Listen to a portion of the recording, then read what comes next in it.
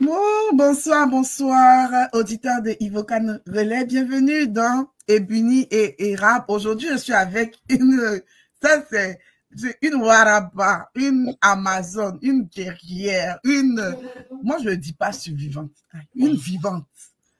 Et notre dame du sourire aussi. Notre dame de la bonne humeur, notre dame des vrais docs et des vrais papos. Malheureusement, aujourd'hui, on n'est pas là pour casser les papos. On est là pour faire un peu sérieux, mais la personne que je reçois aujourd'hui, bon, vous allez, connectez-vous. Et puis, on est à notre rendez-vous, Ebuni et Rap du samedi et du mercredi, avec coach Raymond Gomis. Bonsoir, coacha. Ah, je dis, la seule québécoise même qui fait même les randonnées. Elle est plus québécoise même que les Québécois de Québec. C'est-à-dire même les Québécois même disent, on t'attend. Parce que sinon, si on t'attend pas, nous, on peut pas avancer. En tout cas, bonsoir tout le monde. J'espère que vous allez bien. Donc, ici, c'est coach Raymond Diabia Gomis. Donc, je suis là ce soir pour vous parler avec vous. Larissa, infiniment merci. Merci pour le travail excellent, magnifique que vous faites. Donc, nous sommes aujourd'hui dans Ebuni et Rab. C'est tellement beau. Vous avez vu, orange, rouge. Non, ça rime avec les deux mots là. Donc, merci encore. Et je pense qu'on va passer un très bon moment ensemble. On n'a pas le choix. Avec toi, là, on ne s'ennuie pas aussi. Donc, on va passer un bon moment. Est-ce que tu peux dire à nos éditeurs, c'est qui est Raymond Diabia Gomis en quelques mots? Ben, tu sais, quand on dit tout le temps, je dis que je suis l'une des meilleures Ivoiriennes. Pourquoi? Parce que, en fait, je suis Ivoirienne, mais je suis métisse. Donc, en fait, ma mère est d'Odiéné, mon père est d'Aboisseau. Donc, vous voyez, non, ça, c'est un mélange qui tue même aux extrémités. Donc, ce mélange-là, c'est ce qui donne cette qualité-là. Donc, je suis maman de 4 enfants. Donc, mon premier a 25 ans. Ensuite, 18 et demi, 17, 13 et demi. Je suis mariée depuis plusieurs années, 27 ans, avec M. Gomis. Normalement, avant de parler d'un certain nombre de choses, c'est que j'ai fait mes études aussi à l'université d'Abidjan, lettres modernes. Après aussi, en même temps, j'ai fait inspectorat commercial dans une école ECG. Et aussi, j'ai fait aussi une maîtrise en finance banque en Côte d'Ivoire. Mais comme vous savez, tu sais, à Abidjan, on ne nous orientait pas toujours dans ce qu'on voulait. Donc, je suis venue à mes amours, je suis venue à la psychologie, je suis venue à tout ce qui est développement personnel. Donc, je voulais même faire travail social. Je n'ai pas pu l'occasion à cause du cancer. Je vais en arriver là. Donc, aussi, j'ai eu l'opportunité aussi de faire un deuxième secondaire ici. Donc, j'ai 2 diplômes secondaires. Et en Côte d'Ivoire, ici, en anglais. Donc, j'ai des formations en programmation neurolinguistique. Je suis coach spécialement. À l'époque, il n'y en avait pas. Je vois que tout le monde copie, coach en guérison intérieure. Le problème, c'est que les gens pensaient que c'était lié quelque chose avec la religion, mais c'est pas ça. Pas du tout. Donc, aussi, je suis survivante de 3 cancers. Je suis toujours en chimiothérapie. Je bénis Dieu pour cette terre de l'érable. Je bénis aussi la terre de l'Ibuni, donc il m'a donné, mais vraiment, aujourd'hui, même quand Larissa a mis ce live-là, j'ai dit, hey, c'est ma journée d'oncologie, mais est-ce que je vais être en forme? Mais en tout cas, j'ai dit non, parce que le timing était vraiment bien. Donc, je suis aussi auteur et écrivain. J'ai écrit un livre de la fin au commencement, comment j'ai fait pour transformer le cancer en un levier d'impact. Pour terminer, j'ai été dit, j'ai un palmarès. Mais on va laisser même ma partie de chanteuse là. Donc, on va juste parler seulement. Je suis présidente de 2 écoles cette année. Ça fait que je suis présidente du comité des parents d'un secondaire, Cavalier de la Salle. Et je suis présidente aussi du nouveau secondaire, Caroline Dawson. Je suis impliquée dans l'éducation depuis belle lurette. Et j'ai été aussi commissaire scolaire. Maintenant, je me jette en politique pour devenir conseillère de ville. Je suis candidate au poste de conseillère de ville à la ville, l'arrondissement de La Salle au Québec, à Montréal. Voilà. Enfin, et puis on n'a pas tout dit. Non. Ça, c'est raccourci là qui est là. Vous voyez raccourci de quelqu'un. Des fois, on se demande à quel moment. Les deux pays. Quand tu as fait chimio, c'est à quel moment, en temps, on sait que quand on fait chimio, là, souvent toute la journée, même, c'est quand tu finis, même, tu es épuisé. Tu dis, c'est là, elle tire sa force là, où? Je pense que c'est Dieu. Je pense que c'est Dieu. Passé les fans de Papa Gomis aussi. Non, je suis trop amoureuse de lui. Toi-même, Larissa, tu sais que donc, ça, là, les gens ne veulent pas croire, mais ça fait du bien. Toi, il faut voir, shine ou pas. On revient. On revient. Dans ton parcours de vie, il y a un mot qui résonne assez fort, c'est la résilience. Comment tu as construit ta résilience au fil du temps et au fil des épreuves que tu as traversées? Mais, tu sais, en fait, c'est vrai que le cancer est le summum, surtout lorsque tu en as eu 3, c'est le summum de la résilience. Mais là, nous, je pense qu'on a commencé la résilience en 99. Tu vois, en 99, il y avait déjà les premiers événements. Et puis après, en 2000, comme mon enfant, c'est un enfant de coup-feu. Hein. Mon enfant, c'est un enfant de 2000. Quand il y avait les émeutes là, donc mon fils est né en 2000, octobre 2000. Donc, en fait, comment des gens qui étaient habitués d'une vie, qui avaient tout, un matin, on se lève, on dit non, il y a la guerre. Au début, on prenait ça même pour amusement. On était dans une vibe, mais après, on s'est rendu compte que c'est fort, c'est que non, qu'il faut qu'on commence à penser ça. Et nous, on avait nos projets, tu vois, j'étais jeune maman, je partais encore à l'école, je voulais faire des choses, mais il a fallu qu'on soit résilient, Larissa. On a commencé à être résilient et après, quand tu changes de pays, d'abord aller en Europe, venir, et que donc tu dois changer de pays, ta famille, on a vécu au Maroc, on vivait dans un pays, c'est pas maintenant le Maroc, tout le monde s'en va là. Au Maroc, à l'époque, on nous comptait au bout des doigts. C'est-à-dire que toi-même, là, même quand ta croix, même là, est dehors, là, même, on te demande même de faire rentrer ta croix. Donc, c'est comme si, à un moment, tu vis dans le désert. Donc, tu es femme, tu vis dans un pays musulman, tu ne te vois pas. C'est-à-dire que toi-même, tu dois t'ajuster. Aujourd'hui, quand je vais fugitivement, je vois que non, que beaucoup de choses ont changé. Mais à l'époque, ce n'était pas ça. Il fallait galérer même pour avoir sa carte de séjour, bien que tu travaillais, hein, et que non, qu'en plus de ça, tu faisais tes... Donc, je pense que tout le parcours est en train d'annoncer un peu comment est-ce qu'il fallait cultiver cette résilience. Et la résilience, ça, c'est pas pour dire que non, que oui, on se donne du courage. Non. C'est-à-dire que la résilience, c'est la capacité de se donner du courage avec des stratégies pour que quand demain un boulet arrive, quand une situation chaotique arrive, Larissa, ton corps tremble, mais toi-même, tu dis, mon cerveau reste fort. Pas parce que non, que tu dois être la femme superwoman. Mais si là, tu tombes là, est-ce que non, que tu vas accomplir tes projets? Tu sais, il y a un dicton qui disait chez nous, on dit que quand l'eau est déjà versée, tu ne peux plus verser encore de l'eau. Donc, ça veut dire que tu dois faire avec la situation. Et quand tu es arrivé, et puis en plus de ça, j'ai eu tous mes enfants par césarienne. J'ai tous les 4, je les ai eu par césarienne. Donc, moi-même, déjà, j'étais fatiguée du BA. Et maintenant est venu le cancer. Le premier cancer. Le deuxième cancer encore en 2017. Le troisième cancer quand j'étais commissaire. Et là, même là encore, mais c'était un coup dur parce que quand j'étais commissaire, c'était un poste d'élu. Il ne fallait pas manquer. Parce que si, tu sais, hein, tu es première femme noire dans ton poste.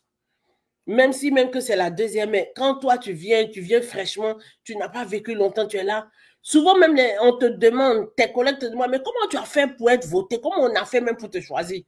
Mais en même temps, on te dit, c'est-à-dire que le règlement te dit que donc, si tu as 103 fois là, on te remplace.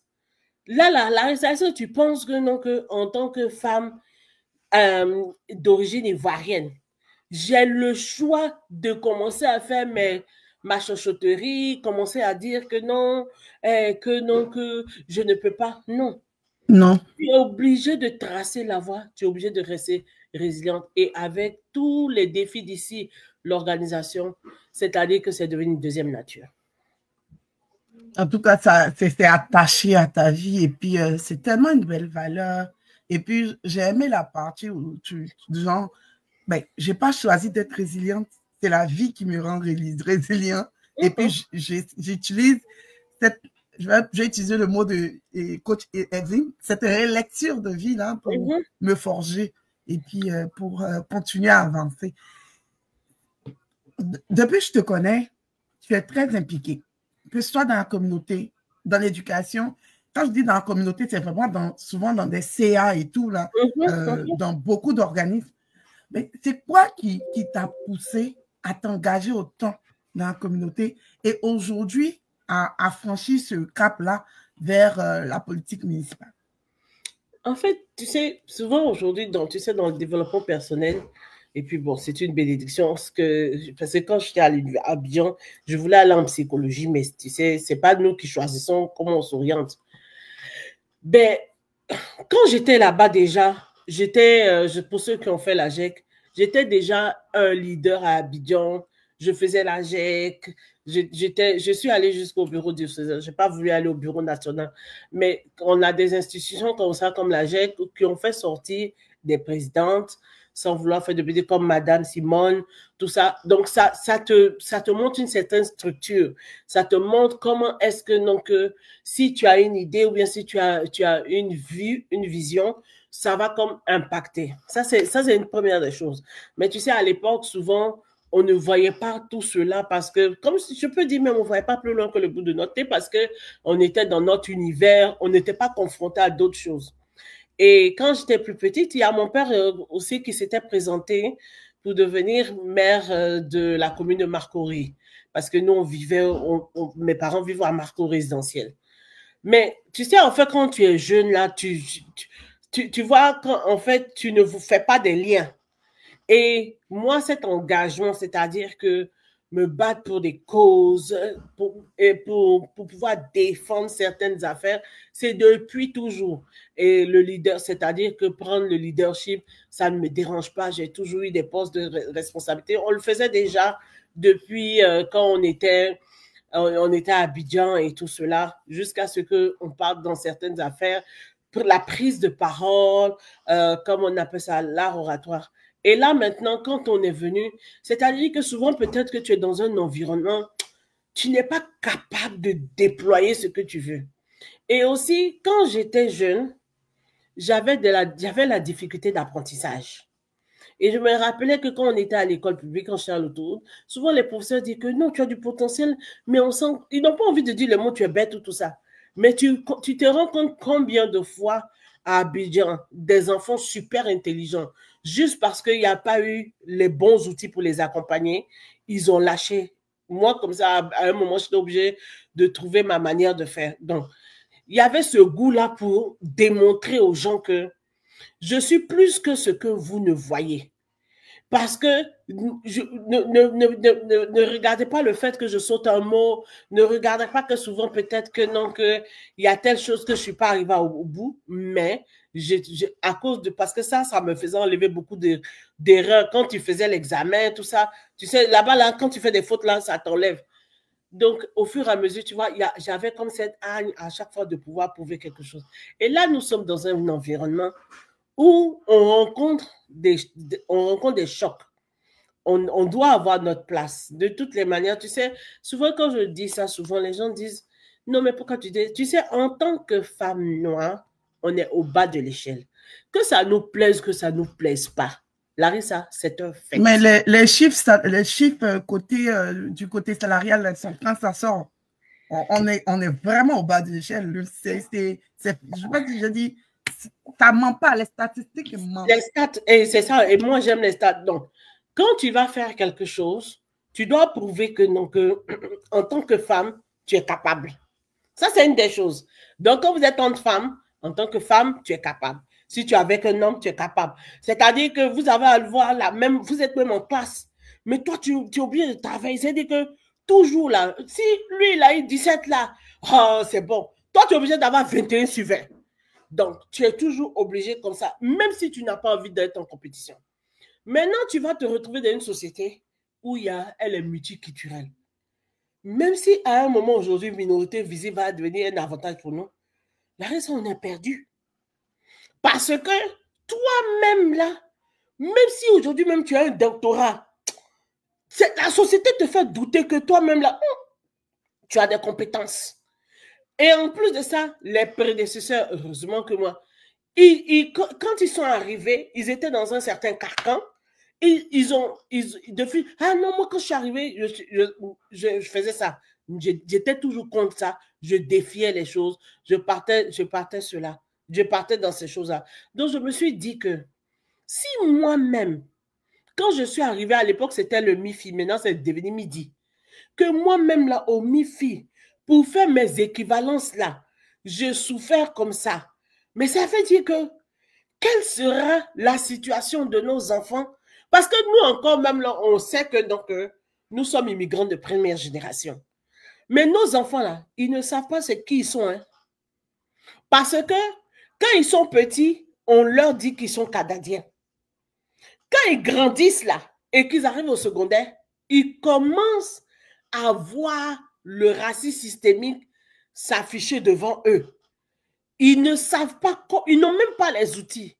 Donc Larissa, même quand même j'étais, même au secondaire, quand mon fils devait aller, avant d'aller au cégep là, parce qu'il a fini l'université, un jour mon fils arrive et me dit, non maman, est-ce que tu sais que donc, conduire camion là, ça donne l'argent?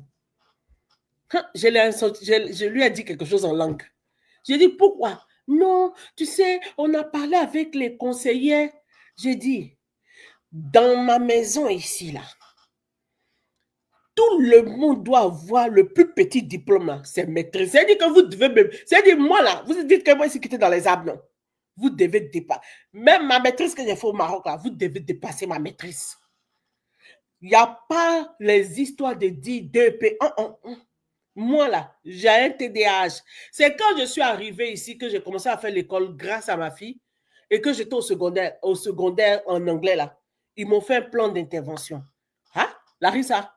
Oh, il a dit, il a aligné les 90 comme ça. C'est pas, il ne vient pas dire ça à la télé. Hein. C'est-à-dire que du secondaire 3, quand j'ai eu le plan d'intervention, et entre le secondaire 4 et le secondaire 5, c'était le jour et la nuit. Donc, j'ai dit, il faudrait que, donc, je montre aux gens qu'il n'y a pas d'enfants bêtes, mais il y a que notre système en Côte d'Ivoire. Le système ne s'ajuste pas. Merci, c'est le bon mot. Le système ne s'ajuste pas. Et là, maintenant, moi-même, je dis, si moi-même, là, je vis cette difficulté-là, si je ne montre pas le chemin, mais si je ne montre pas aussi comment est-ce qu'on ouvre le chemin, mais quel est l'exemple que nos enfants vont avoir demain? Quand ils seront dans les entreprises, là, ils vont baisser la tête. Parce qu'ils ne sont pas, ils sont canadiens. Ils sont nés ici. Mais ils ne savent pas comment s'identifier, Larissa. Je dis, moi, on monte, on descend. Déjà, même quand le cancer arrivait, j'ai dit, Seigneur, toi aussi, ils sont petits comme ça. Il faut me donner un peu, moi, j'ai le Père, j'ai le Fils et j'ai le Saint-Esprit. Donc, pardon, on s'en va un peu seulement. Quand tu me donnes chaque 5 ans, là, j'avance. Et là, maintenant, je commence à poser certains actes. Mais même quand on pose certains actes, de toute manière, toi-même, Larissa, tu le vis, ça dérange. Mais je dis, je m'en fous. Je dois avancer. Je dois aller de l'avant. Je dois marquer. En fait, je dois ouvrir le chemin. Et jusqu'à un jour, le directeur du centre de service scolaire où je suis impliquée, il a dit, Madame Gomis, on te voit. Imagine Larissa. C'est-à-dire quand on envoie un document de l'école là, c'est moi je signe. Dans les 2 secondaires, il y a un secondaire, il y a 1000 élèves, il y a un secondaire, il y a 1700 élèves. Malgré tout ça, là, toutes ces implications-là, toi-même tu es à Québec quand tu t'impliques, on te donne 1 centime. Même Moro. Mais on est payé en contribution parce que nos enfants voient qu'ils ont droit à leur place. Il y a une chose qui est un peu faible, parce qu'aujourd'hui, je sais qu'on peut montrer la vidéo, une faiblesse chez les Ivoiriens. Je sais que nous, on est un peuple d'hospitalisé, moi-même là, j'aime beaucoup l'humour. Les gens me demandaient même si dans une vie, je n'étais pas comédienne.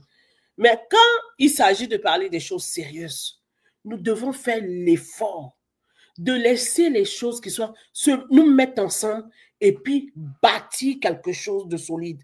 Pas pour nous, pas pour nos intérêts, mais quelque chose qui va perdurer dans le temps et dans l'espace, qui va être une identité remarquable par rapport à nous.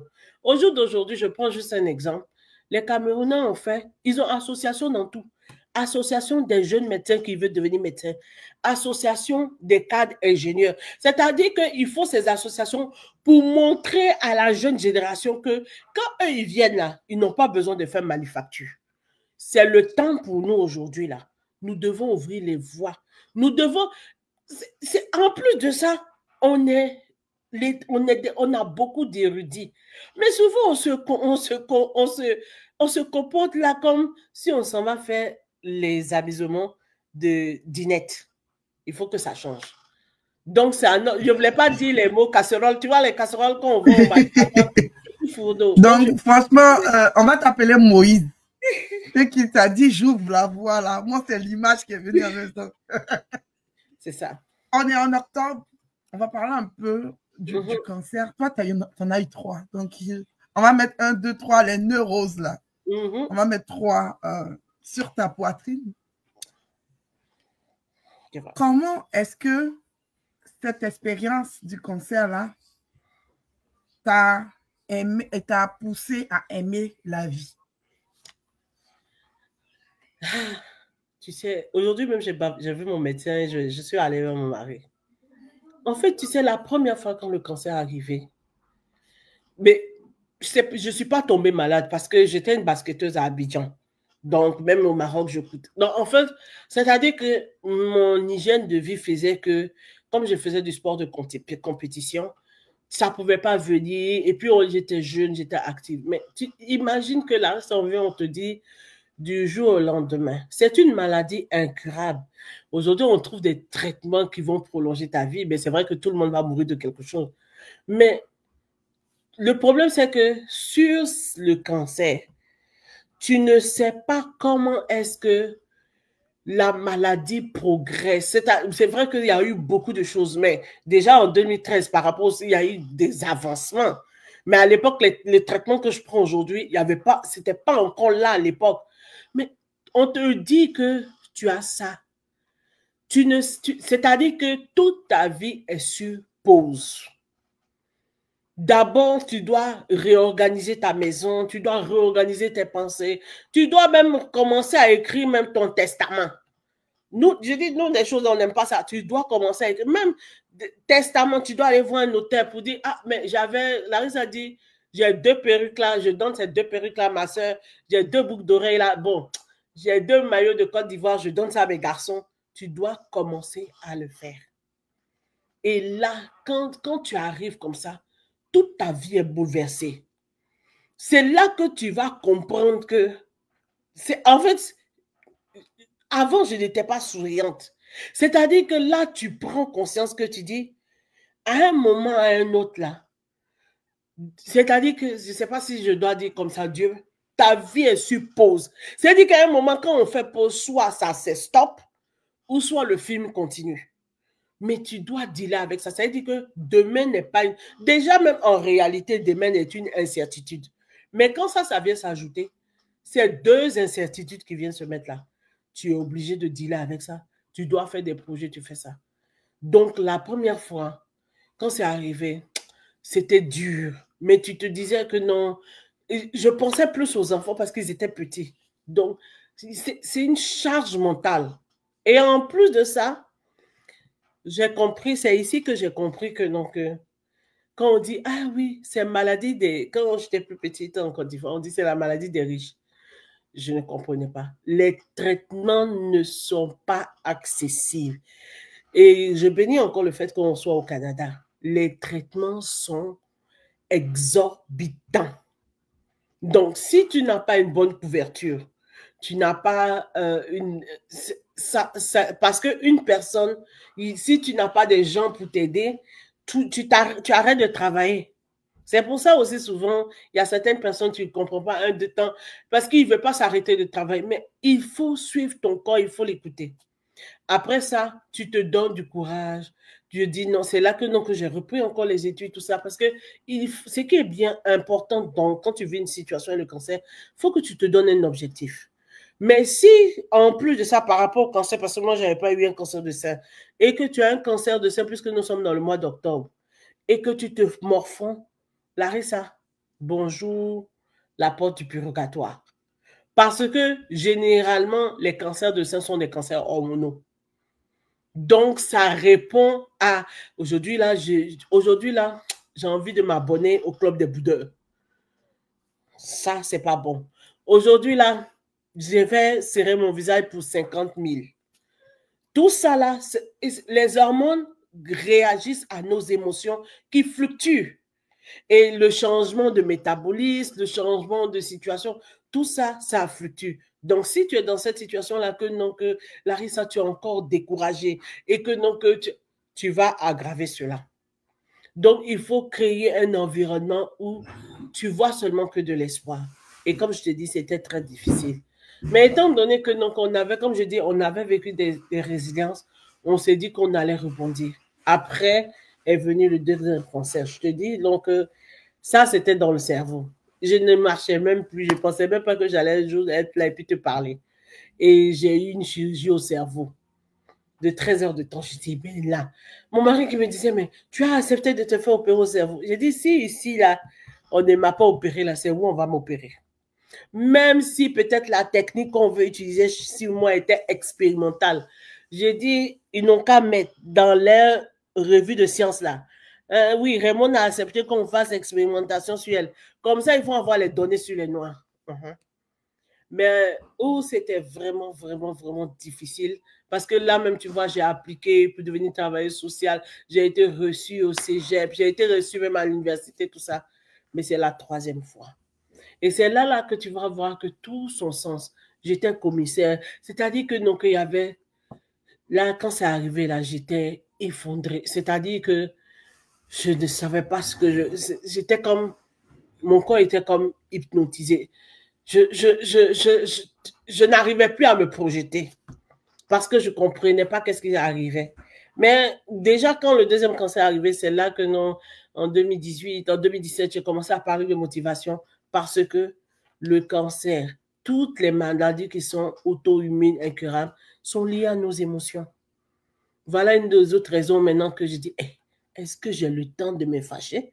Parce qu'à chaque fois que, non, que tu te fâches, que tu serres ton visage, tu crées de l'acide dans ton corps qui ronge tes cellules. Donc, voilà un peu comment est-ce que, quand le mois d'octobre arrive, vraiment, je soutiens cela. Et aussi, pour dire aussi, le premier cancer chez les femmes, c'est le cancer du sein. Mais il y a aussi le cancer de l'utérus et tout cela. Il y a aussi le troisième cancer qui va venir, le cancer du poumon, celui que j'ai reçu et puis après ça. Donc, vraiment, il faut aussi qu'on comprenne que, en fonction de ton médecin de famille, Larissa, quand on commence à avoir déjà 40 ans, on doit commencer à se palper le sein. On doit commencer à voir, on doit faire l'effort d'aller voir le médecin une fois. Je sais que ce n'est pas facile, tout le monde n'a pas des médecins de famille, mais si tu peux aller en clinique privée, te faire rembourser par... on dit Larissa, pourquoi tu es découragée? Tu vois, donc si tu peux te faire... Oui, je souviens la vie. Non, mais tu sais, je t'écoute et puis je schématise ce que tu passes. Regarde, j'ai porté manche longue, mais je ne sais pas, j'ai eu froid un coup. Non, c'est ça. Et puis, il faut vraiment que les femmes, vous preniez conscience. Maintenant, les hommes aussi, vous devez, c'est vrai qu'on parle, parce que novembre, là, c'est le mois des hommes. C'est le mois de la santé mentale des hommes et puis de la violence. Et puis, je pense de la prostate aussi. C'est ça. Donc, c'est pour ça qu'on dit des hommes. Vous aussi, allez faire. Vous vous rappelez quand vous étiez en Côte d'Ivoire, quand on était au lycée, on dit d'aller faire visite médicale, vous n'aimez pas là. Mais c'est bon. Hein? Tu te rappelles quand même ça, ils n'aimaient pas ça, hein? Surtout quand c'était le médecin des femmes là. Ils disent que quand ils s'en vont là, ils s'en vont mesurer. C'est ça. Et puis, il ne faut pas une femme infirmière va rentrer. Ils n'aimaient pas ça. Mais souvent, là, il y avait des femmes qui étaient médecins qui faisaient ça. Donc, en fait, vraiment, il faut que ça soit une habitude. Ce n'est pas forcément d'aller dormir à l'hôpital, mais ça soit une habitude. Donc, aujourd'hui, à un moment, Moi aussi, avant, j'ai fait des cours, j'ai fait des formations, tout ça. Mais à un moment, j'ai eu aussi des mentors. Et puis après, je leur disais, j'arrivais pas à me projeter. Je dis, mais le but n'est pas de te reprojeter loin. Le but, c'est de faire ce que tu as à faire maintenant. Et même souvent, même là, il y a des personnes, des mentorés qui me disent, ah, mais, maman Raymond, coach Raymond, comment tu fais quand les gens te font un coup dur? J'ai dit, aïe, est-ce que les coups durs vont finir? Les coups durs ne vont pas finir. Si tu t'arrêtes sur ce coup dur-là, c'est que non, que tu as accepté le coup de marteau. Tu prends ça et puis tu en fais seulement une limonade. Le citron, comment il est amer là? Mets seulement un peu de sucre et puis ça devient une boisson. Et puis toi, tu vends ta boisson et puis tu gagnes l'argent. Seigneur, tu as fini ça. Selon toi, c'est quoi qui manque? Qu'est-ce qui manque encore pour les familles, notamment celles qui sont issues de l'immigration et de la diversité, pour qu'elles puissent se sentir pleinement incluses dans la société québécoise? Ah, ça, c'est une très, très bonne question. En fait, ce qui manque aux familles, peut-être que les gens ne vont pas m'aimer, les gens vont, comment on appelle ça, ils vont dire, mais moi, je me prends pour qui? Les gens doivent s'asseoir et puis ils n'ont qu'à essayer de revoir, ils n'ont qu'à essayer de revoir leur immigration. Comment ils ont immigré? Comment, parce que ça, c'est très important. Tu sais, quand on faisait l'immigration à l'époque, on montrait tout ça, ben nous, c'était déjà dans notre projet. On voyait passer ça. Peut-être à cette époque, en 2000, en 98, tout ça, c'était une poignée de personnes qui se projetaient par rapport à ça. Donc, tu vas voir que peut-être que c'était réservé à une certaine catégorie de personnes. Pas le fait qu'ils aient l'argent, mais en fonction du milieu où tu vis, en fonction de l'école, si tu vas dans une école française, tout ça. Mais quand tu ne fais pas de transition, il faut que ça se fasse un changement de mentalité avant de venir. Moi, comme je te dis, je suis quitté la Côte d'Ivoire depuis 2005. Donc, à part mon fils là, mon mari, c'est que nous deux, nous devons cuisiner. Et même avant de quitter là-bas, comme déjà que on était déjà chez nous, quand les nounous arrivaient, elles boudaient. Parce qu'elles trouvaient que j'étais trop jeune pour que je les commande. Donc, elles voulaient simplement, comment on appelle ça, accepter, comment on appelle ça, les consignes de mon mari. Ou bien c'était quand maman venait, j'ai dit non, va commander chez toi. Ici, c'est chez moi. Ici, là, tu n'as pas de pouvoir. Donc c'est la mentalité. Et ça ne fonctionnait pas. Et puis, on était très, déjà même là-bas, on était très à cheval sur on avait une certaine rigueur dans la manière de faire notre ménage et tout ça. Mais je vais revenir dessus pour dire que il faut comprendre que la manière de fonctionner quand on fonctionnait dans notre pays d'origine, on ne peut pas fonctionner comme ça ici. Impossible. Là, on doit comme arrimer, on doit comme prendre les deux mentalités, puis mixer, mettre dans le blender pour trouver ce qui nous arrange. Nous devons changer de mentalité. Nous ne devons pas laisser notre identité de qui nous sommes, mais nous devons comme mettre un peu, c'est-à-dire que tu vois, quand tes frères québécois t'invitent pour manger des patates et des brocolis, toi tu sais que non, que tu as ton cube magie ou bien tu as ton petit quand tu as fait pour donner de la saveur. Donc, tu dois donner de la saveur à ton intégration. Autre chose aussi, je donne un exemple. Si c'est juste un exemple, je ne suis pas partie à la Cour-la-Martine. Si je vais à la Cour-la-Martine ou je vais à Mermoz, mon parent est habitué à aller aux rencontres de parents. Mais si je vais à EPP Kankankura, lui-même là, quelqu'un même là, il arrive de l'école, là, peut-être il a boxé tous les enfants de l'école. Tu vois, c'est comme une manière de vivre. Tout ça doit changer. Quand j'ai accouché ma dernière à l'hôpital, là, c'était par césarienne. Donc, tu vois, je ne pouvais pas prendre le bébé. Donc, ils sont venus, ils ont dit, papa, déshabille-toi, tout ça. Ils ont emmailloté l'enfant. Ils ont mis ça comme ça. Moi, j'étais là-bas et puis ils ont mis ça. Mais tu vois, généralement, à Abidjan, quand on fait ça, on donne à qui? La tante, la maman. Mais même déjà, même au Maroc, là, on ne donne pas ça déjà même. C'est vrai, il y a la maman, mais je veux dire qu'ils sont tellement avancés, ils vont donner au mari. Mon mari, il rentrait, pour celles qui sont nées au Maroc, il rentrait déjà dans la salle d'opération. Donc, je veux dire que la coutume est une chose, Mais il y a une nouvelle manière de faire les choses qu'on doit changer. Nous, on ne se donne pas le temps de s'adapter. Même quand on était là-bas, c'est-à-dire on projette des choses qui sont dans notre imagination, qui sont très loin de la réalité. Donc, nous devons faire comme des petites transitions. Et là, maintenant, quand tout on arrive là, on est comme pris par un tourbillon. Ah, Larissa, quand je suis à Abidjan, si moi je suis mariée avec Dagobert, Dagobert, quand il quitte le travail, Dagobert s'en va une bière. Moi-même, là, j'ai 2 nounous. Ça ne fonctionne pas. On va se rendre compte que quand on arrive ici, là, on n'est plus cassé parce que, oui, l'autre a fait ça, je m'assois. Et je n'ai pas dit qu'on ne travaille pas, hein. On travaille. Moi, j'ai eu à travailler à la BCC à l'époque. Maintenant, c'est des BNP Paribas. Mais maintenant, là, quand toi, tu travailles ici, le 7 heures de BNP, là, c'est pas la même chose de 7 heures d'Abidjan. Je voyais mes amis infirmiers, là. Hey, je leur demandais, mais vous, l'après-midi, vous ne travaillez pas. Ici, là, heureusement que comme ils n'ont plus l'argent, ils ont arrêté. Avant, là, il y avait TSO, temps supplémentaire obligatoire. C'est-à-dire, tu es dans le pays des gens, même, toi-même, on t'oblige à avoir temps supplémentaire. Tu dis, tu ne veux pas, mais on te dit, forcé, tu vas faire temps supplémentaire. On veut te donner l'argent forcé, mais toi-même, tu dis, je suis fatigué, je ne veux pas l'argent là. Tu vois un peu, je mets un peu d'humour pour que les gens comprennent. Maintenant, il y a la vie, la nourriture. Larissa, il ne peut pas manger pléba tous les jours. Tu as vu? Je suis dans le pays de congélateur. Ah, moi-même, il faut qu'il y ait à manger pizza. Mais avant, là, il a dit les gens ne vont pas m'aimer.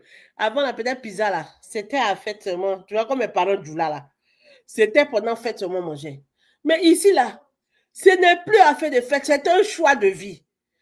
Tu vas venir piler foutou ici avec sauce. Je ne sais pas si les gens connaissent cette sauce. On appelle ça sauce d'Abietro. La sauce d'Abietro, là, c'est graines mélangées à arachide. Tu as quel temps pour préparer ça ici? Ça à quel moment ça a cuit? Tu as fini ta facture d'hydro. Tu vois? C'est vraiment les anciens qui peuvent connaître cette sauce d'Abietro. Sauce arachide mélangée à sauce graine. De toute façon, c'est doux. Donc, comment, ou bien tu as venu faire la sauce loulou de Kendiabo là, une bêta. Tu as quel temps pour venir faire une bêta ici? Va venir les activités. Comme je t'ai dit là, moi, il fréquentais à Koula Matine. Donc, déjà, on payait activités de basket, on faisait manger. Je n'ai pas fréquenté à Koula Matine, c'est un exemple. Ou bien Mermoz. Mais toi, tu n'es pas. Maintenant, on te dit que tous les matins, tu dois te lever. Mon mari se levait tous les matins pour accompagner ma fille à la natation parce qu'à la compétition, il se lève à 5 heures du matin. À 6 heures, les soirs, assis avec les parents chinois. Wow! Ça, là, on ne t'a pas montré. Mais tu dois être résilient parce que c'est-à-dire que tout ça, là, ça tombe tout sur toi. Toi-même, tu deviens dépressif. Donc, je comprends pourquoi à l'époque, on disait le temps d'immigration, là, Larissa, c'est 5 ans haut. 5 ans. Ouais. Moi-même, là, j'ai dit, 5 ans, là, ça ne suffit pas. C'est pas le temps que tu vas avoir ton argent. Tu peux avoir ton argent, mais le temps d'intégrer. Il faut comprendre le système.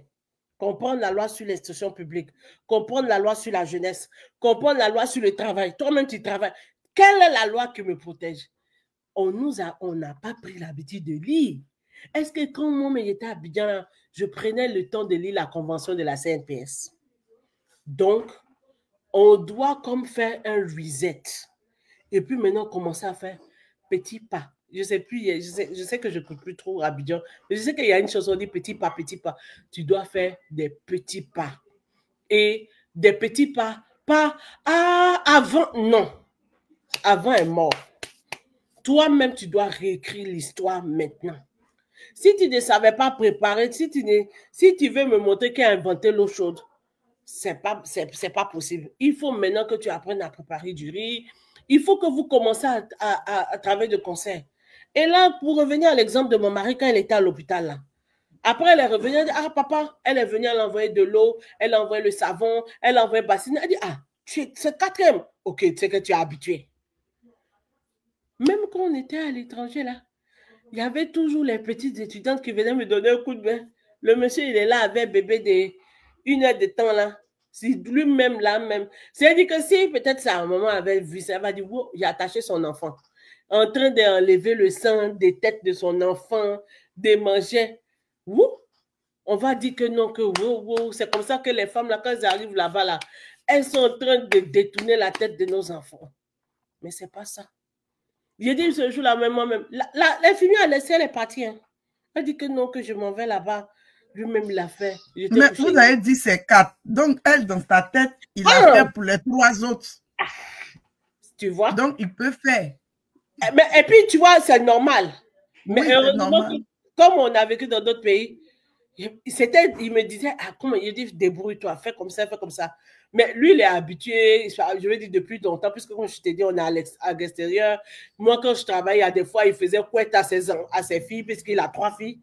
Mais c'est normal. Mais Clarissa, pour combien d'hommes ici, c'est normal? Tu vois, moi-même, il a accouché par voix basse, par voix haute. Et ceux qui vont accoucher par voix basse, on dit, papa, attrape la tête de l'enfant. Le gars, il tombe d'où? Il est pas. Il y a beaucoup qui tombent de. Tu vois? Donc, en fait, toutes ces petites anecdotes là, c'est pour dire que l'immigration, ce n'est pas gagner des dollars, mais c'est tout un renouvellement d'un système de pensée et d'un système de valeurs. Il faut se rééduquer.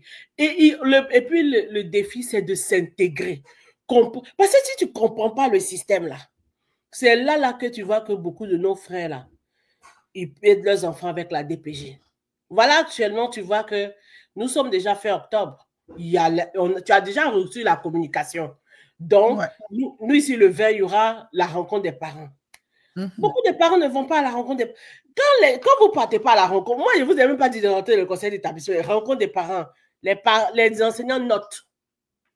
Quand tu ne réponds pas aux communications, là, ils notent. Un jour, on dit, voilà, enveloppe, ou bien on te dit, oui, tu n'as pas signé le plan d'intervention. Mais si tu ne viens pas dans l'Assemblée générale, bien, on te dit plan d'intervention, c'est un plan qui est mis ici pour aider ton enfant. Donc, tu dois acheter des outils pour ton enfant. Tu dois acheter des cartes pour se couper le son. Tu n'es jamais là, tu es toujours en train de barrer. Ça ne marche pas. Donc, il faut être aligné avec la vision que toi-même, tu as commencé à te projeter. Et ça apprend que non, comme ce que tu as fait là, on doit être une terre d'Unie dans l'érablière ici. On doit mélanger les deux. J'espère que j'ai répondu. Il faut s'adapter. Il faut avoir une lecture de notre environnement, comprendre notre écosystème et s'adapter. Parce que ce que tu dis, non, il ne faut pas rejeter tout ce qu'on a comme culture. Ce n'est pas que c'est mauvais, mais il faut l'ajuster selon vraiment... en tout cas, j'espère que les gens écrivent ou écoutent parce que c'est très, très intéressant. On va rentrer un peu dans la vie politique. Pourquoi est-ce que tu as décidé d'aller en politique?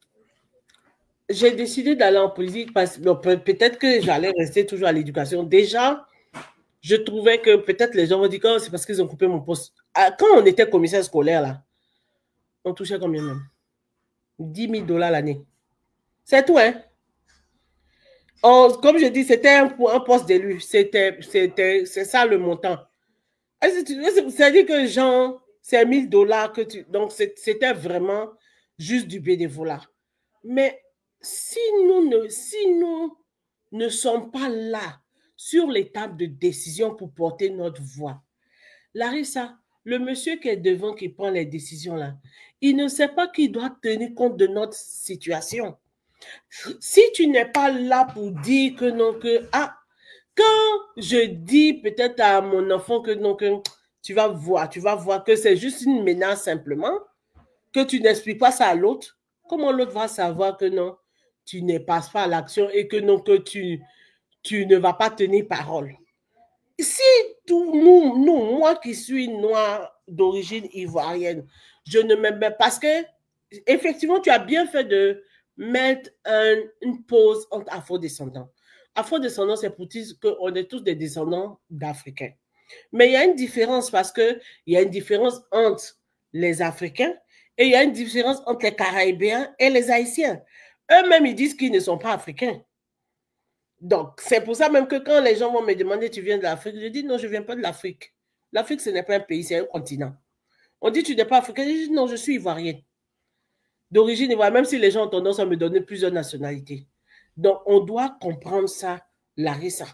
On doit comprendre que non, que si nous ne faisons pas quelque chose, si nous ne disons pas que ah, quand tu nous pinces là, ça nous fait mal, et qu'on fait toujours. Tu vois, comme un peu à nos parents pendant le colonialisme, les choses ne vont pas changer pour nous. On va toujours nous rabrouer dans nos traitements à l'hôpital. On ne va pas entendre. Si nous ne sommes pas là pour dire que ah, dans la cabeza de Larissa Nelly, là, il y a quelque chose là.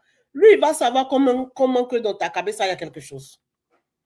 Donc, quand ils ont fait ça, j'ai besoin de sentir que dans cette démocratie-là, on tient compte de moi. J'ai besoin de sentir que donc, il y aura de l'avenir pour mes enfants. J'ai besoin de sentir que quelque chose sera fait pour cette inclusivité-là, pour nous. Et c'est là que, donc, déjà, même comme je disais tantôt, je voulais me lancer déjà il y a 4 ans, mais je venais de tomber malade. Et puis après, il y a eu la pandémie. Et puis, on venait de couper notre poste avec le nouveau gouvernement et tout ça. Donc, on était tous un peu fâchés, machin, tout ça. Mais vraiment, comme je disais tantôt, et puis peut-être aussi, il y a eu le fait que, comme je t'ai dit, mon père aussi était dans la politique en Côte d'Ivoire. C'est dans mes gènes, mais je ne savais pas, ça s'est déclenché. Mais vraiment, je pense à mes enfants, je pense à nos enfants, je pense vraiment ouvrir le chemin. Et je pense que donc, il faut vraiment que nous puissions briller par des choses qui vont marquer le système et le temps. Voilà les raisons pour lesquelles je me suis lancée en politique. Dans ta campagne, tu parles d'arrondissement inclusif, durable et solidaire. Qu'est-ce que ça mange en hiver? C'est quoi un arrondissement inclusif, durable et solidaire? D'abord, un arrondissement. En fait, tu sais, bon, comme on est ici dans l'Ivoire du Canada, l'arrondissement, en fait, bon, c'est vrai que tu vois, même ça encore, ça montre qu'on doit s'intégrer. Abidjan est un district, tu vois. Et dans le district d'Abidjan, il y a des arrondissements. Mais ces arrondissements, ce sont des villes autonomes, mais qui sont tous dirigés par le district, c'est pareil. Ici, comme chez toi à Québec, il y a la ville de Québec qui est une métropole. Et dans cette ville-là, il y a chacune des villes au départ qui étaient indépendantes, mais qui ont fini par être annexées. Donc, si je me rappelle bien des dates, en 2002 et 2006, il y a eu pour faire vivre, pour que Montréal puisse être redoré, même Québec, il y a eu comme ces vagues-là, tu vois, de fusion. On a fusionné certaines villes et c'est comme ça, on a vu que donc pour pouvoir vraiment avoir brillé, que ce soit au niveau national, au niveau international, tout ça, ils ont fusionné certaines villes parce que ça faisait beaucoup de petites villes, mais ça rendait encore plus Montréal fort. Donc, une ville qui a fusionné dans la grande ville, donc par exemple, Trècheville, qui était une ville, a fusionné, et maintenant un arrondissement. Donc, c'est une ville dans une ville, c'est pour ça qu'on dit arrondissement, mais ils ont toutes leurs autonomies. Par contre, les villes qui ne sont pas dans les districts de Québec ou Montréal vont être des MRC, tu vois. On dit mairie de région et de comté. Donc, c'est différent. Donc, c'est ça. Donc, c'est une ville, mais qui est une ville dans une grande métropole. C'est ça, arrondissement. Inclusif, je suis là, j'ai toujours habité dans la même ville. Mais déjà, comme tu peux le constater, sans vouloir me vanter, je ne vois pas la communauté ivoirienne impliquée. Oui, il faut. Je ne les vois pas aux rencontres. Que ce soit, je ne les vois pas dans même les rencontres de parents. Je ne les vois pas sur les CA. Si on dit tout de suite, là, on dit fête, on est premier. Je ne les vois pas où il faut. Et ça, c'est quelque chose que moi, comme je l'ai dit, peut-être qu'ils sont ailleurs moins, mais quelque chose qu'on doit remédier. La mairie n'est que blanche. Est-ce que, Larissa, si moi, je ne travaille pas avec toi, tu peux comprendre ma problématique? aussi, j'ai constaté que quand on était petit, quand mes enfants étaient petits, autant pour moi, c'est un lapsus, j'étais obligée d'aller dans la ville d'à côté, à Verdun, ou bien, comme on est tous collés là, c'est juste une rue qui nous sépare, pour aller faire des activités comme cuisine et tout ça. J'ai fini par voir que j'ai dit, aïe, mais ma ville là, c'est une ville dortoir. On dit que non, que quand tu vois les organismes qui sont là, j'ai commencé à côtoyer mon chien. Je me suis impliquée, ça fait plus de 14 ans que je suis impliquée dedans. Mais même que ce soit même les écoles avec même les autres organismes, à chaque fois que je me plaignais de ça, il n'y a pas d'interaction. Mais maintenant que l'ancien ministre, M. Dreville, a coupé les budgets, les écoles n'ont pas de budget. S'ils ne collaborent pas avec certains organismes, comment est-ce qu'ils vont faire pour pallier à certains services? Parce que les organismes, même si eux aussi ils ont subi ça, ils peuvent aider. Donc voilà comment on travaille une inclusivité. Si on dit que non, qu'aujourd'hui de venir faire une journée du nous, mais que non, que toi Larissa, tu dis que non, que ton organisme là, vous montrez des habits ivoiriens. Mais peut-être que tu peux habiller plusieurs personnes pour cette journée du nous là. Mais s'ils ne collaborent pas avec toi, comment ils vont faire la différence que non, que, excusez-moi, le Cameroun n'est pas en Afrique de l'Ouest et que la Côte d'Ivoire n'est pas en Afrique du Sud? Parce que si vous regardez bien là, les gens pensent que l'Afrique est un pays. Hein. Si tu n'es pas obligé, souvent tu es obligé de dire Didier Drogba ou bien ce genre de choses-là. Mais ça veut dire qu'il y a des personnes qui montrent un certain nombre de choses. Donc, moi, j'ai constaté que nos enfants n'ont pas d'activité. Oui, chacun fait son organisme, mais pourquoi est-ce qu'on ne peut pas nous tous faire des choses ensemble? Mais quand souvent c'est nous là, les Blacks là, les Africains là, ça ne fonctionne pas toujours. Parce que on a comme notre ego qu'il faut montrer que moi je suis capable. Mais ça, quand c'est comme ça là, les gens d'à côté, là, ils utilisent ça contre nous. Donc, je ne trouvais pas d'activité. Et aussi, quand tu veux parler de ta problématique, il n'y a personne pour défendre le dossier de ta problématique. Là. Larissa, si tu viens avec ton projet, toi, tu es bien... Bon, moi, là, on dirait que je suis comme les cappuccinos. Toi, tu es comme chocolat. Tu viens avec ton projet. Ah, mon cher. Qui va défendre ton dossier? Ben, c'est comme... Je te connais. Si le monsieur italien vient à l'arrondissement, il dit que j'ai dit, moi, je veux journée pizza. Tous les jours, il vient dire, il veut la pizzaiolo. Ah, mon cher. Comme un peu dans la Bible, la femme a dit, le juge dit, pardon, elle vient ici, pardonnez, donnez une journée de pizza. Rendez-lui justice là-bas. Mais toi, même si ton projet est beau, comment, il n'y a personne pour défendre. Qui va prendre ça à cœur pour porter haut? On n'est pas inclusif. Le profilage racial. On n'aime pas parler de ça. Et Raïssa, oui, aujourd'hui, je dis à mes enfants, quand vous voulez la belle voiture, là, pardonnez, arrêtez, ne faites pas des bouquins. Parce que souvent, là, ça peut faire bizarre. Mais on va t'arrêter parce que, donc, Jean, toi, pourquoi est-ce que, donc, toi, tu roules belle voiture? Oh, eux-mêmes, ils ne savent pas que, donc, pays même d'où je viens, là, nous-mêmes, on a fini même avec les jolies choses. C'est parce que on est dans l'Ivoirien du Canada. Donc, il y a plein de choses comme ça qu'on doit briser. Aussi, en plus de cela, je reviens encore. Larissa, si toi, tu n'es pas assis dans un CA, si tu n'es pas assis là-bas, ton enfant, il y a, comment il s'appelle les gens? On dit si ton papa n'est pas médecin, comment toi-même tu as rêvé pour être infirmier? On doit montrer que nos enfants peuvent arriver là-bas. Aujourd'hui, on est en train de parler des Ivoiriens. Dis-moi, c'est vrai qu'on n'est pas du même parti. Tu n'es pas content que Jean-François Kakou se présente à la mairie de Montréal? Aïe, je suis contente. C'est la représentabilité. Tu vois? Demain, tes garçons vont dire que non. Quand ils vont dire, ah non, tu vas dire, pardonnez, arrêtez votre discours. Vous avez vu le monsieur là? Il s'est présenté. Oui, il s'est présenté. C'est comme un peu même quand on fait les livres d'histoire. Si les enfants ne voient pas dans les livres d'histoire des gens qui leur ressemblent. Oui. Comment? On va revenir sur l'histoire de la poupée blanche et puis la poupée noire. On parle de ça tout le temps. Ben oui. Comment il va aimer ses langues, ses mèches, mon cher, comment ils vont aimer? C'est important. Donc, pour moi, là, être inclusif, là, c'est pas seulement dire que non, que je suis noir. Être inclusif, là, hier, je suis allée à une activité où c'était fait par un organisme multiculturel. Je me suis posé la question, est-ce que c'est nous, les francophones, qui avons un problème?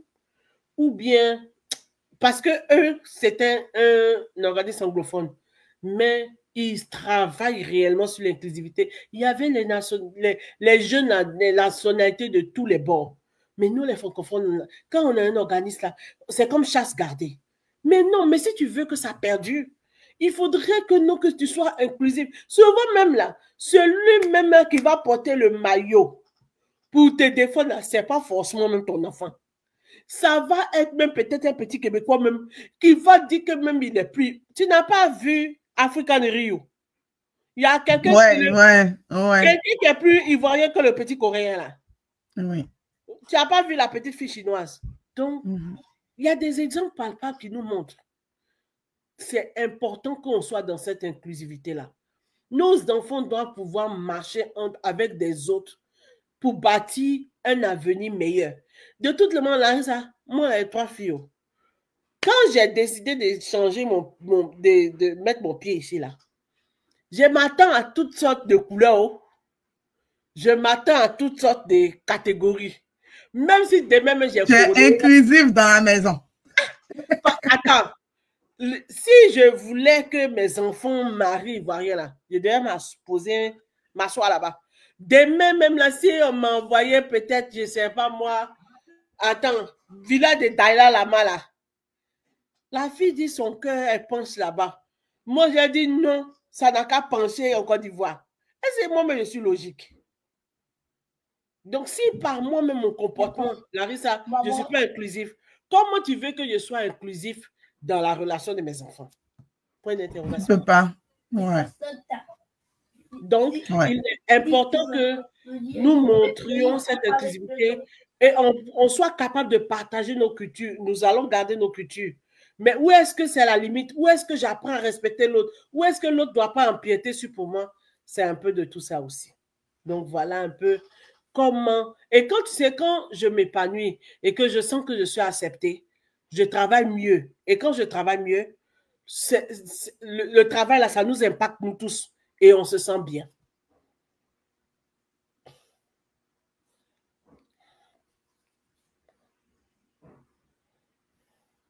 Ça brasse à la maison. On va parler un peu des résidents de la SAN. C'est quoi que tu proposes? Parce que je sais que tu as commencé les porte-à-porte. Oui. Qu'est-ce qu'ils te disent? Quels sont les besoins? Et c'est quoi que toi, tu proposes pour eux? Ah, ça, en tout cas, toutes les questions sont bonnes.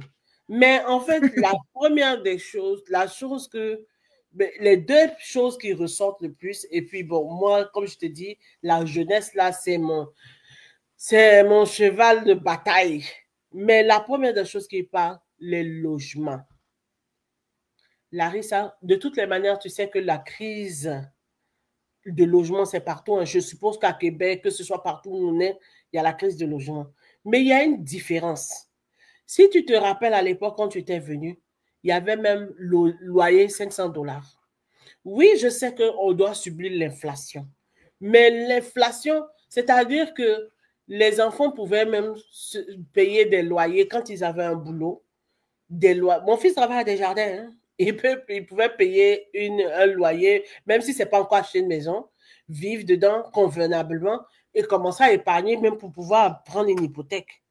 Mais quand tu te rends compte que même les appartements qui ne méritent pas cela commencent à des loyers de 1600, 1800 et que tu es un jeune adulte, Larissa, tu vas mettre ce montant, tu es seul. Aujourd'hui, je ne pense pas qu'il y a un adulte qui peut vivre seul. Les jeunes adultes, là, comme mon fils, là, il n'y a personne qui peut vivre seul. Parce que si tu commences à avoir ton salaire, Il dit les loyers montent jusqu'à 2000, juste les 5,5. Chose à l'époque même qui est impensable. Tu vas mettre c'est-à-dire que tu vas mettre plus de 60% dans ton loyer. Tu dois peut-être continuer tes études. Tu ne manges pas. Tu n'as pas encore payé Hydro. Donc, tout le monde parle de logement. Et les logements qu'ils ont commencé à construire, ils ont commencé à construire des logements qui sont exorbitants. Ils n'ont pas pensé à construire des logements hors marché. C'est-à-dire que si Clarisse, toi et moi, nous avons un terrain, nous devons discuter sur ce terrain. Mais moi, comme je sais que non, que peut-être que je suis la mère, mais quoi, je mets mise dessus. Et puis, je dis que non, ça, c'est moi qui l'achète.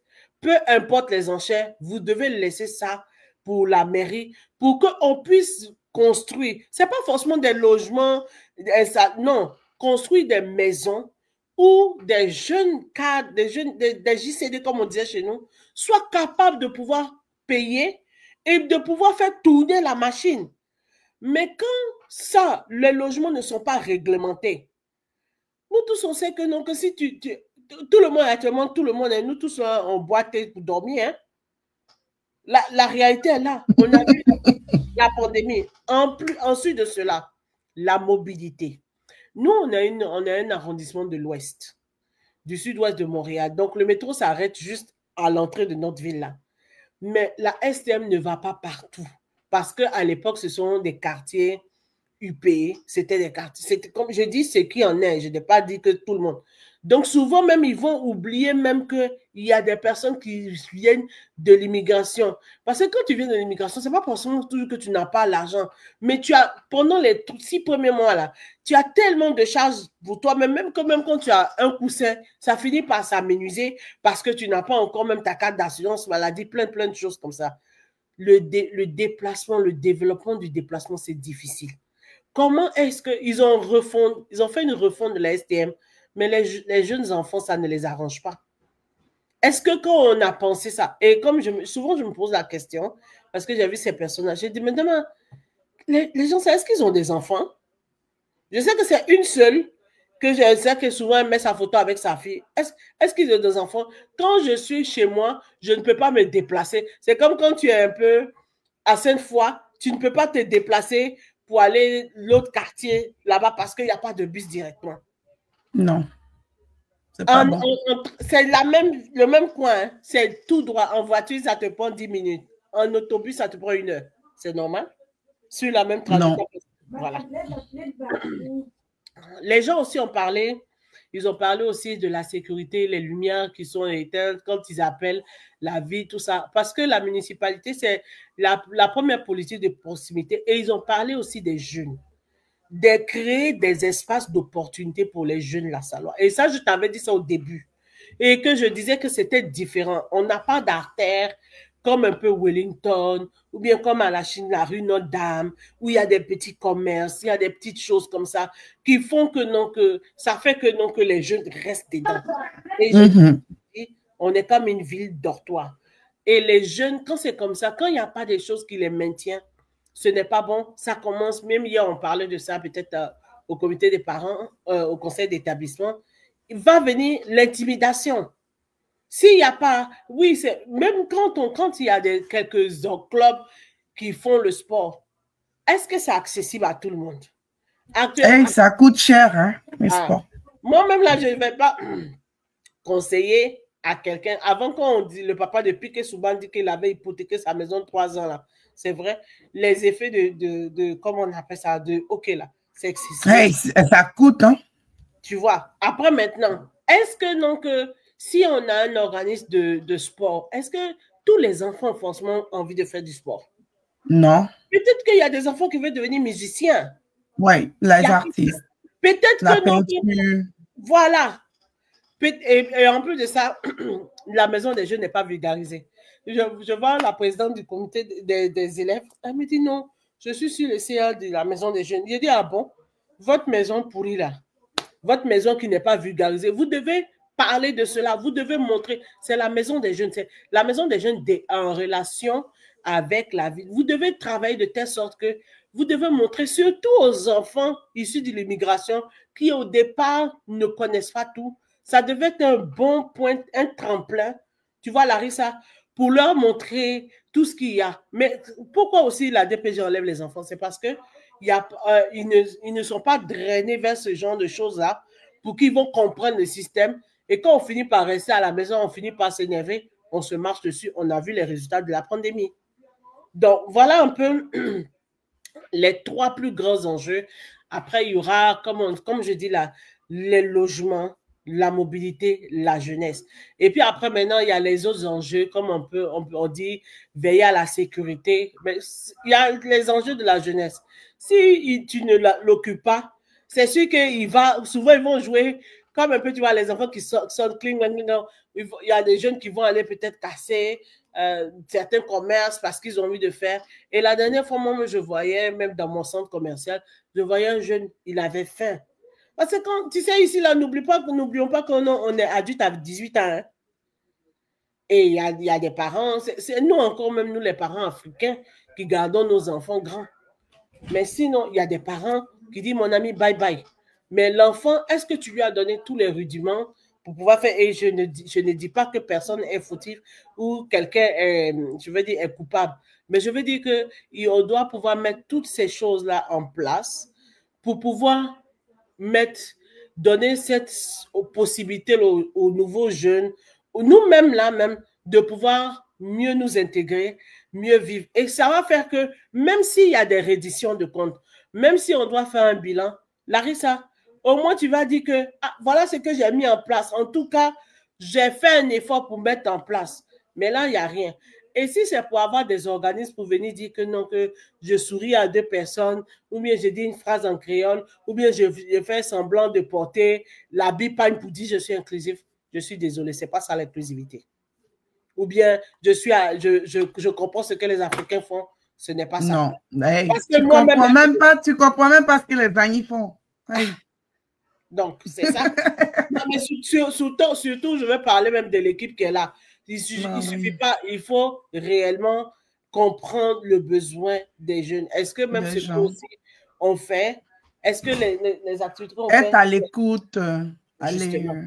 Et là, même la dernière fois, j'ai pensé à ça, je dis, donc, quand je serai élu, je dis que, donc, je vais demander des états généraux, je vais demander des plénières. Et en plus de ça, on est plusieurs petites communautés, chinois, indiens, communauté africaine. Dans la communauté africaine, il y a les Ivoiriens, il y a les Camerounais, il y a les Érythréens, il y a les... Je t'ai dit qu'on est comme une mosaïque, un coin où il y a beaucoup de communautés, petites communautés. Et ces autres communautés que j'ai citées là, souvent ce ne sont pas des communautés qui parlent français.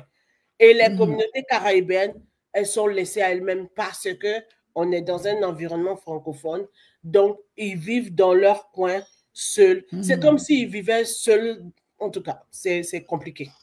Donc, c'est comme si tu as un puzzle qui est éparpillé et puis toi, tu veux vraiment les imbriquer pour former le beau tableau, on va dire. C'est ça. Même si c'est pas que c'est toujours des choses comme ça, mais on doit créer des structures où on va sentir que non, que c'est comme c'est fragmenté.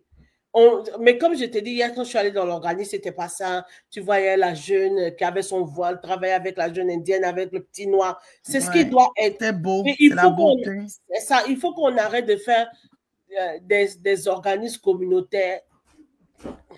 Non, je retire ce que je dis. Parce que c'est pas que... il faut le justifier. Je ne voulais pas dire qu'il faut qu'on arrête de faire des organismes communautaires à caractère, parce que ça allait faire une redondance. Mais je veux dire que quand on fait nos organismes, on fait comme une association, tu vois, une petite association. On peut fédérer. Voilà, des Ivoiriens. Mais maintenant, quand on décide de faire un organisme communautaire, par exemple, toi, Larissa, tu as des garçons. Qu'est-ce que je peux faire pour que les garçons puissent être ensemble? Pour que tous les garçons sans distinction. Voilà, pas les petits garçons noirs, mais comment est-ce que non que je peux, par exemple, tu dis que... Donc, par exemple, tu fais l'association de soccer de la ville de Lassa. C'est ça. Il n'y a pas de... Mais, ou bien, par exemple, fais un club de manga. Le manga, là, ça rejoint tous les Chinois, maintenant, là, c'est Coréens. Katag. Hein? Les jeunes, là, c'est Katag. des groupes de jeux vidéo. Voilà, tu vois. Mais tu vois ce genre de choses-là, peut-être faire une salle virtuelle où tu vas inviter les jeunes à venir créer des jeux vidéo. Ah, et oui. puis, tu vois quelque beaucoup chose créatif, oui, oui. Voilà. Les ateliers créatifs, ça peut donner quelque chose. Tu comprends ma vision. Mais aujourd'hui, comme ça, on a une belle bibliothèque. Comment même aussi créer? Peut-être que, est-ce qu'on a créé là un mouvement pour les jeunes? Peut-être que non, que la manière de peindre un Indien n'est pas la même manière de peindre un Chinois. Tout ça, peut-être créer un cours de calligraphie où tout le monde va... Ce genre de choses. Des activités vraiment inclusives. C'est ça. Hey, on est en train de tirer vers la fin. Le temps est parti. C'est tellement chic de parler avec toi. Est-ce que tu as un message pour des personnes qui traversent des difficultés et qui hésitent de s'engager? Parce qu'ils se disent, pourquoi je te demande ça? C'est parce que tu t'es engagé et tu t'engages depuis toujours malgré. Donc, est-ce que tu as des messages pour ceux qui hésitent de s'engager malgré? En fait, moi, je veux justement, au contraire, ceux qui vivent des épreuves, il faudrait que vous vous impliquiez, il faudrait que vous fassiez du bénévolat. Le bénévolat même va être souvent une solution aux problèmes que tu vis. Tu vois, Larissa, pour que tu puisses aider quand tu es à Québec, des personnes qui sont en situation, c'est parce que toi-même, tu allais faire la randonnée.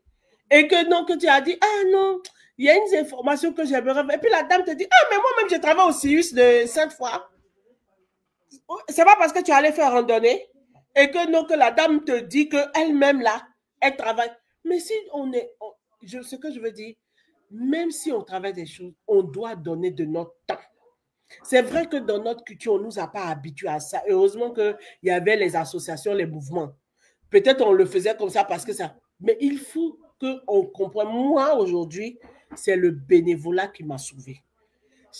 Quand je faisais mes traitements, parce que mes enfants étaient petits, on avait décidé que non, que je vais m'occuper avant d'acquérir une garderie, 1 année ou 2. Je n'ai pas tout de suite commencé à courir pour aller chercher travail. Oui, c'était petit, mais c'est ce que j'ai commencé à faire. Mais à aller m'asseoir au conseil d'établissement tous les jours, là, c'est ce qui m'a fait comprendre le système. C'est comme ça, même quand même ils ont voulu même dénoncer, c'est-à-dire que même je n'ai pas su même que c'était un signalement de DPJ. La travailleuse sociale m'a dit ça plusieurs années après. Tellement que non, parce que je comprenais le système et j'évitais. C'était un faux signalement, mais puisque tu connais, qu'est-ce qu'ils vont prendre, Larissa, pour te contrecarrer? Les gens doivent, si tu as 2 heures, c'est comme au jour d'aujourd'hui. Je n'ai pas dit que nous tous, on n'aime pas le soccer. Mais Larissa, c'est pas mauvais aussi de temps en temps d'aller regarder à Place Abraham, là, chez vous, là, je sais pas, parce que chez nous, le centre Vidéotron. Oui. Voilà, allez regarder les gens qui vont chanter. Larissa, toi-même aussi, il faut participer. Pardon, j'ai failli dire qu'il faut participer au OD. Mais en fait, je veux dire que c'est pas ça que je voulais dire. Je voulais dire plutôt les trucs de cuisine, là. Et puis, c'est ça que j'ai pensé. Chef à la maison, un truc comme ça, là. Voilà, ou bien un souper presque parfait. Il faudrait que, tu vois que non, que ça prend de briser le plafond de verre, de briser les limites, de briser un certain nombre de choses pour qu'on puisse comprendre que nous devons aller de l'avant. Il faut s'impliquer. C'est vrai, ça ne donne pas de l'argent, mais ça te donne des grandes visions, ça t'ouvre des choses et ça te permet de ne pas te morfondre sur toi. Parce que comme tu as quelque chose, parce que quand tu passes une situation, mais quand tu es malade là, tu ne travailles pas. Mais quand tu fais du bénévolat, et puis tu choisis. Je ne choisis pas des choses que je sais que je pouvais faire la force, mais j'utilisais ma tête. Je peux trouver un temps pour rédiger quelque chose. Je peux discuter. Donc, ça va te permettre de garder le côté positif. Ça va te permettre de croire en quelque chose de bien que tu fais. Et ça souvent, ça te garde en vie. Ça t'évite de se suicider. Ça t'évite de faire quelque chose de grave. Parce qu'il y a certains mots maintenant, il ne faut plus dire. Oui, c'est ça. Mais c'est ça aussi, ça t'évite de tout faire, tout ce qui est, on va dire, pas bon ou pas truc. comment est-ce qu'on peut te soutenir? Comment est-ce qu'on peut appuyer la campagne? Comment est-ce qu'on peut te contacter? En tout cas, j'attendais vraiment cette question. Je voudrais que, vous savez, nous devons marquer l'histoire. J'ai dit, quand chaque Ivoirien gagne la municipalité là, c'est une 4e étoile, on met sur le maillot. Ça veut dire que le maillot, on aura la 4e étoile. Je voudrais que les gens donnent 2 à 3 heures de temps pour aller faire du porte-à-porte. Pour gagner les élections, là, ce n'est pas aller dans les organismes. En tout cas, c'est que tu fais. Déjà, même quand tu avais permis de mettre la photo de tout le monde là, ça donnait de la visibilité parce que on ne lit pas, on ne regarde pas. Donc, aujourd'hui, je voudrais que des gens ne regardez pas que qu'est-ce que Raymond va me donner. Déjà, même là, je dis que il y a certains parents qui n'ont qu'à venir me voir. Mais ma dernière fille est en secondaire 2. Quand ma fille va aller au cégep, parce que mon avant-dernière en secondaire 5, tout ce que j'ai appris, la loi sur l'instruction publique, là, ça, je donne ça à qui? Comment éviter le système là? Tout ça, c'est un bagage que je dois léguer. Donc, aujourd'hui, j'ai besoin de gens, j'ai besoin d'hommes, de femmes. Nous sommes à 10 jours aujourd'hui là. Larissa, c'est 10 jours, jour pour jour. On doit marquer c'est-à-dire qu'on doit marquer l'histoire. Larissa, tout ça, c'est la première chose. Il y a besoin des gens pour venir faire du porte-à-porte. Deuxième chose, si vous avez votre $50, votre $25, vous pouvez contribuer à elle a mis les liens là, à ma campagne. L'argent là ne vient pas de ma poche. Ça vient seulement sur le nom de Raymond Gomis qui reste dans l'élection là-bas, dans le parti. C'est ce qui va me permettre de payer les flyers que tu vois. C'est ce qui va permettre de sortir. Quand je vais sortir là, je ne vais pas sortir, je vais sortir parce que ici au Canada, une personne, tu as dit, toi Larissa, tu ne peux pas te lever puis tu vas me dire $2000. Non, non. On dit c'est toute la société qui doit contribuer pour ne pas qu'il y ait des collusions. C'est ça qui va faire qu'au soir que j'ai gagné ou pas gagné, je sors sans dette. Parce qu'on a des cautions. Comme vous avez pu constater au fédéral, il faut te cautionner $20 000, tout ça, c'est les dons là, à partir de $50. Et vous allez avoir le retour d'impôt. Par exemple, je donne un exemple, si tu fais un don de $200, c'est-à-dire que ce que tu vas donner, c'est $45, parce que tout le reste, ça te sera remboursé. Donc, c'est un peu ça. Donc, la première des choses, je veux des bénévoles. 10 jours, j'ai 10 jours pour faire un bleed, c'est-à-dire qu'on doit frapper aux portes partout. On doit parler. Comme on le fait, que tu sois ivoirien, que ce soit... C'est-à-dire que les gens n'ont qu'à partager.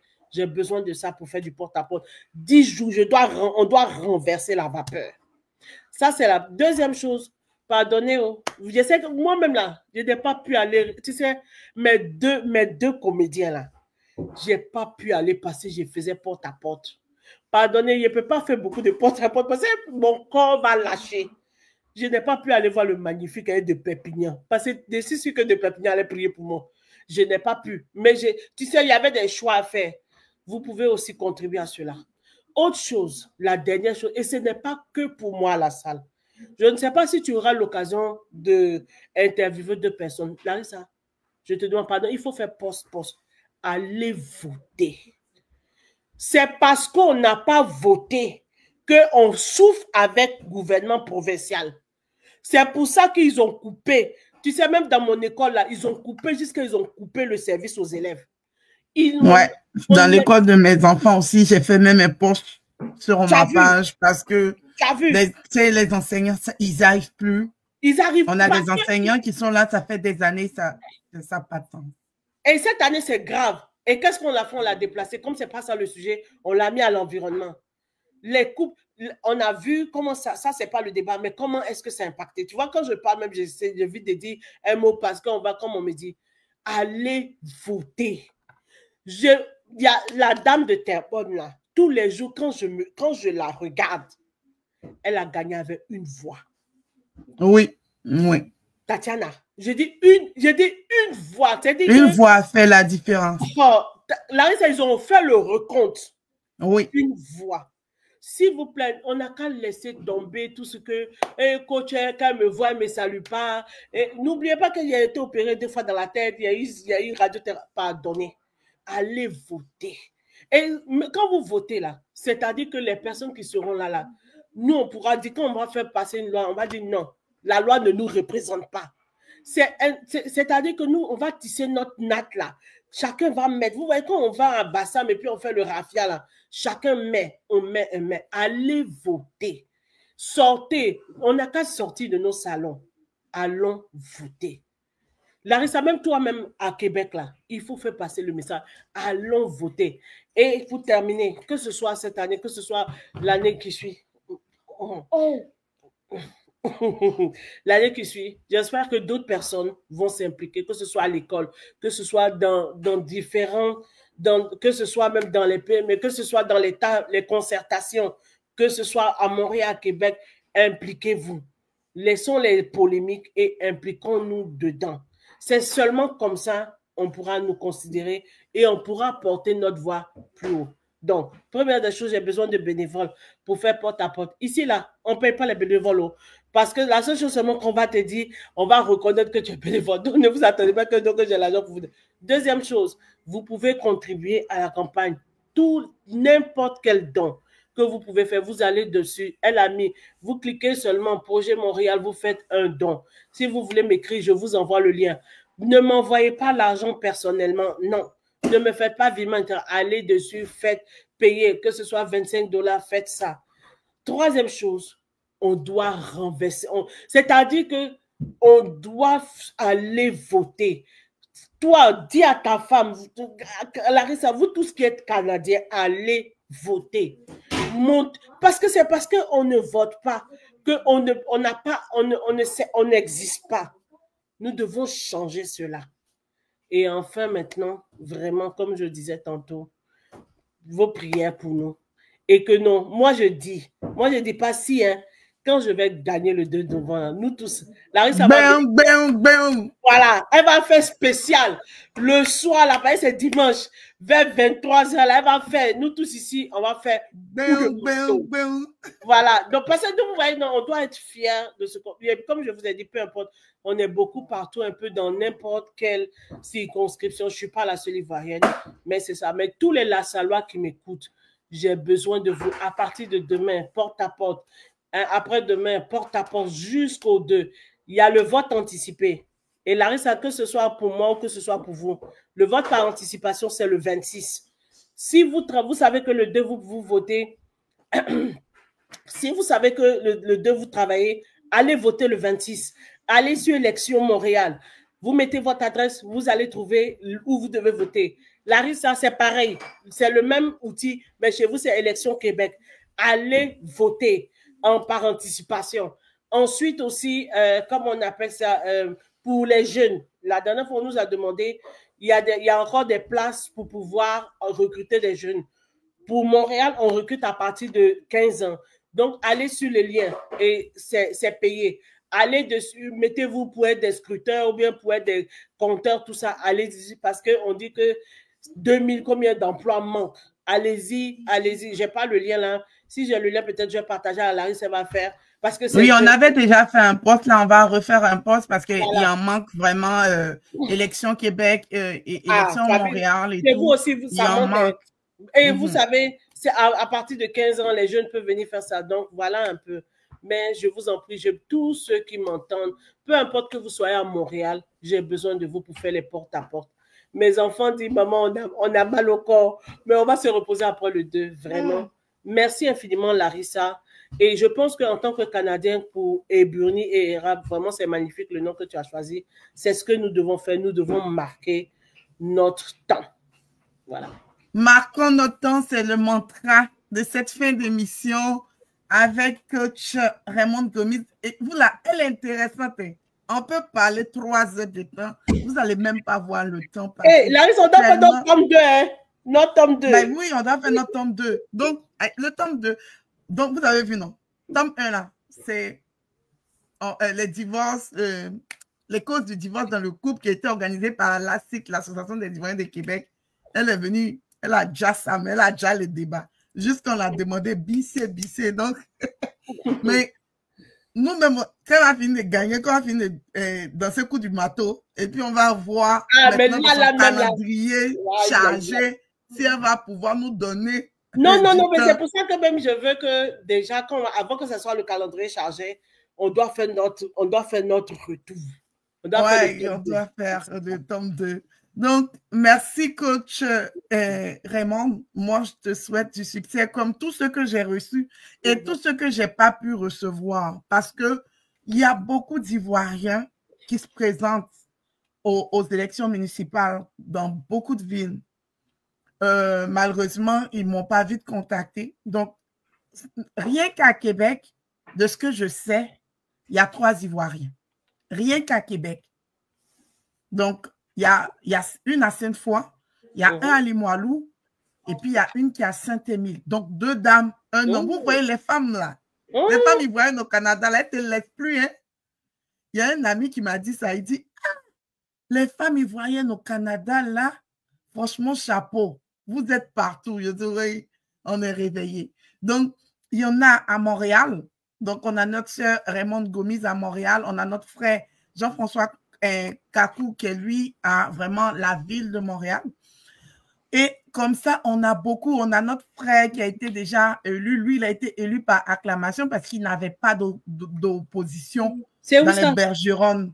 Dans les Bergeronnes. C'est où ça? Vers le nord. Donc, on a. Et comme coach Raymond l'a dit, impliquons-nous. Oui. Impliquons-nous. On veut se faire entendre, on veut parler, mais il faut avoir le micro. Oh, c'est le micro qui est là. Si on n'a pas le micro, comme elle a dit, si des gens qui ne nous représentent pas parlent tout le temps à notre place, on va toujours se plaindre. C'est ça. Parce que j'ai vu le serpent et puis j'ai entendu qu'il y a serpent, mais les deux n'expliquent pas l'histoire du serpent de la même manière. Or, nous, on vit quelque chose, on se plaint dans nos salons et on veut que des gens qui n'entendent pas nos plaintes dans nos salons luttent pour nous. Mais si on a les capacités de parler, mais avançons-nous et parlons. Donc, c'est sur ça qu'on va se laisser en disant toujours bonne chance à Raymond Gomis. Et puis, Madame le maire en devenir, on va aller à la salle. On va tous déménager à la salle. Non, mais c'est ça. Mais en tout cas, vraiment, moi, j'encourage. Mais là, c'est comme ce que je dis, que ce soit pour toi. Mais il y a une chose, surtout, il faut qu'on combatte un fléau. Peu importe où on se trouve, hein, que ce soit à Montréal, que ce soit à la salle et tout ça, s'il vous plaît, chaque parent. Parce que le taux est critique de la DPJ. Je vous en supplie. Impliquez-vous dans vos écoles. Si vous avez la loi sur l'instruction publique, généralement, je l'ai ici. Et Larissa peut vous donner le lien. La dernière fois, j'ai donné, c'est un document. Allez lire. Allez lire pour vous protéger vous-même. Allez lire les documents. Qu'est-ce qu'il ne faut pas faire et tout ça, ça va vous aider. Mais impliquez-vous dans vos petits, sur les tables de concertation, sur vos petites tables, impliquez-vous. Vous allez voir que votre intégration, ça va faire la différence. Merci infiniment, Larissa. Et on se voit le 2 nouveau. Ça veut dire que, comme un peu pour la groupe, on va faire coup de marteau. Bing, bing, bing. Bonne soirée à tout le monde. Bonne soirée. Oui.